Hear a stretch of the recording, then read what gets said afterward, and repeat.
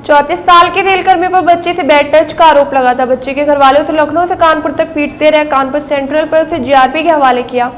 कुछ घंटे बाद उसकी हालत बिगड़ गई। जीआरपी उसे केपीएम हॉस्पिटल लेकर पहुंची। वहां डॉक्टरों ने मृत घोषित कर दिया। पूरी घटना गुरुवार को बरौनी से नई दिल्ली जा रही एक्सप्रेस की है। बिहार के समस्तीपुर का रहने वाला प्रशांत कुमार उम्र 34 सिवान से दिल्ली जा रहा था। एसी थे, इकोनॉमिक कोच में वे सफर कर रहा था। प्रशांत रेलवे में ग्रुप डी में नौकरी करता था। इसी कोच में एक परिवार भी अपनी 11 साल की बच्ची के साथ था। बच्ची को सीट पर बैठाया, फिर बेड टच किया। ट्रेन गुरुवार तड़के लखनऊ के करीब पहुंची। इस दौरान प्रशांत ने बच्ची को अपनी सीट पर बैठाया। आरोपी की जब बच्ची की मां टॉयलेट गई तो उसने बच्चे से छेड़खानी की तो वे रोने लगी। आरोपी ने उसे डराकर चुप करा दिया। मां ने टॉयलेट से लौटते ही बच्ची को रोते हुए देखा, उनसे लिपट गई। मां ने पूछा क्या हुआ, वे कुछ बता नहीं रही थी। मां उसे टॉयलेट की तरफ ले गई, पूछताछ की तो बच्ची ने पूरी बात बताई। इसके बाद मां ने पति और ससुर को घटना की जानकारी दी। बच्ची को रोता देख भड़के यात्री, इसके बाद परिवार और कोच में बैठे यात्री आक्रोशित हो गए।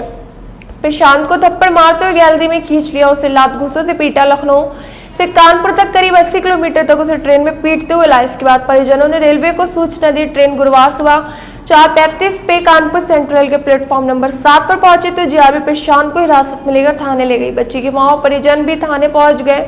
कुछ घंटे बाद आरोपी प्रशांत की तबीयत बिगड़ने लगी। जीआरपी से अस्पताल ले गई, लेकिन तब तक उसकी मौत हो गई। कानपुर जीआरपी प्रभारी ओम नारायण सिंह ने कहा, महिला ने 11 साल की बेटी के साथ छेड़छाड़ की। एफआईआर दर्ज कराई। आरोपी के खिलाफ पॉक्सो एक्ट के तहत केस दर्ज किया। घटनास्थल लखनऊ का ऐशबाग था, इसलिए मुकदमे को ट्रांसफर कर दिया। मृतक प्रशांत के चाचा आर सिंह कानपुर पहुंचे। पंचनामे की कार्रवाई पूरी कर पोस्टमार्टम करवाया गया।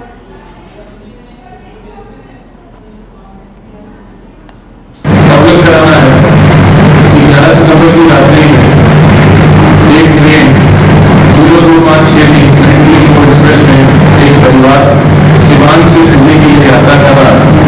दिल्ली के पहुंचने एक अन्य व्यक्ति भी यात्रा कर रहा था। जब वह ट्रेन ऐशबाग से गुजरी, उसके उपरांत उस परिवार की 11 वर्षीय बच्ची जो उनके साथ थी, उसके द्वारा बताया गया कि उस व्यक्ति के द्वारा उसके साथ पिछले कुछ समय से ट्रेन की छेड़खानी की जा रही है।